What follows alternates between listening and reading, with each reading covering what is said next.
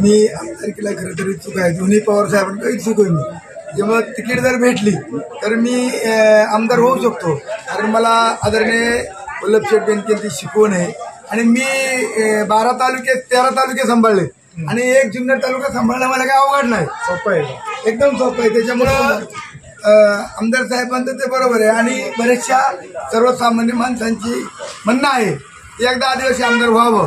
परंतु काही काही लोक बा आता आमदार मला तर मोठेपणा करून म्हटले बा आदिवासी आमदार होऊ शकतो.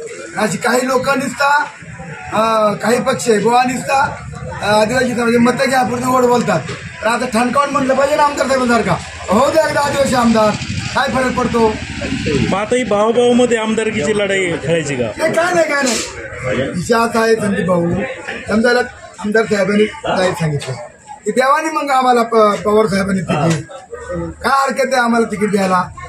आम्ही तिकीट मागतोय ना आणि मग तिकीट जर समजायला आम्हाला जर पवार साहेबांनी दिली नाही तर मग काय तो पक्ष आमच्याकडे मतं मागायला नाही का? म्हणजे आमचा वापर फक्त मतांपुरताच करायचा का? कव्हर करायचं कैलासाची कृष्णा मुंडे साहेबांना जाऊन 50 वर्ष झाली. पवार साहेब तुम्हाला तिकीट कसं घेतली? तुम्ही अजून बी अजित पवार गटात आम्हाला तिकीट नाही दिलं तर मग आम्ही त्यांना मतं देणार. कुणाला? शरद पवार की अजित पवार? आम्ही दोन्हीकडून इच्छुक आहे. दोन्ही पवार एकच आहेत. आमदार साहेबांच्याच भाषणावर तुम्ही बाईट लावलेली. अजित पवार शरद पवार हे दोन्ही आमचे नेते आहेत. त्याच्यामुळं जिकडून तिकीट भेटत तिकडून जर आमचा फक्त मतदानापुरताच वापर केला भावनिक ते पण योग्य नाही ना.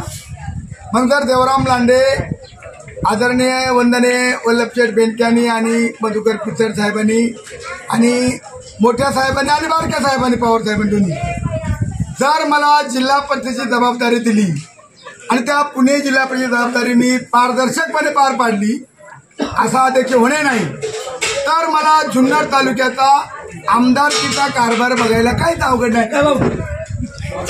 असा अध्यक्ष होणे नाही ही गोष्ट अत्यंत खरी.